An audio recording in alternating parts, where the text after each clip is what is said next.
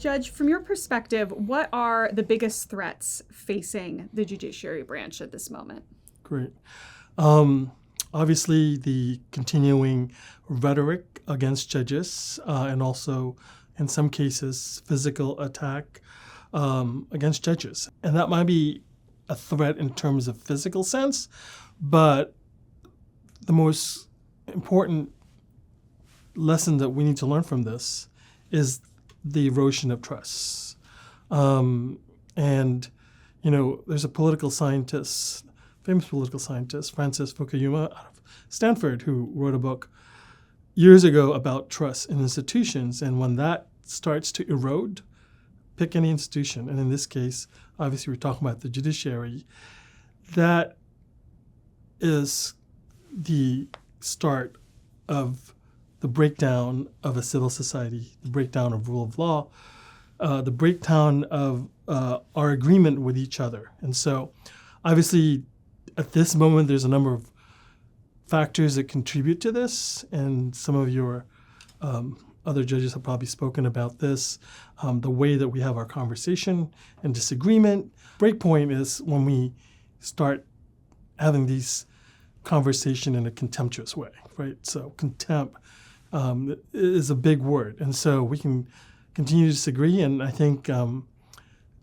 raising criticism against the judiciary is legitimate at some point, disagreeing with decisions, but there is a line. And that line is when you start attacking judges specifically, trying to delegitimize the entire institution. That's when the breakdown starts, and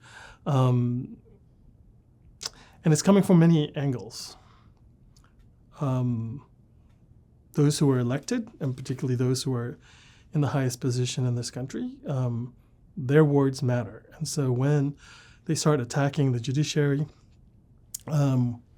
it contributes to that erosion. The President of the United States attacked journalists in his first administration, calling them the enemies of the people. Now, that has been applied through the judiciary. So that's not healthy. Disagreement in a democracy obviously is healthy. That's hopefully how democracies thrive, is exchange of ideas and debating those ideas and disagreeing with each other, how we can continue to develop a more perfect union.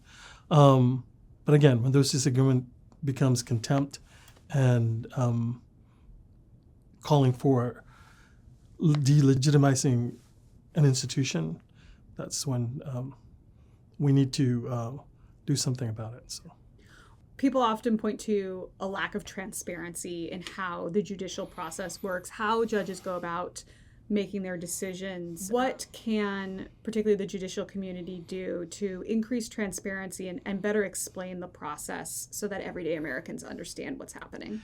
Yeah, as the former president of the National Judicial College, one of the things I did earlier on in my tenure was to really take heed of Sandra Day O'Connor's call that anyone who is involved in doing justice must also be involved in educating the public, must be involved in civic education. And so one of the things that we instituted is a program called Reading and Robes, which essentially judges in their black robes going to schools, reading a book as part of promoting literacy, but also a book that's related to the rule of law or a story about a judge.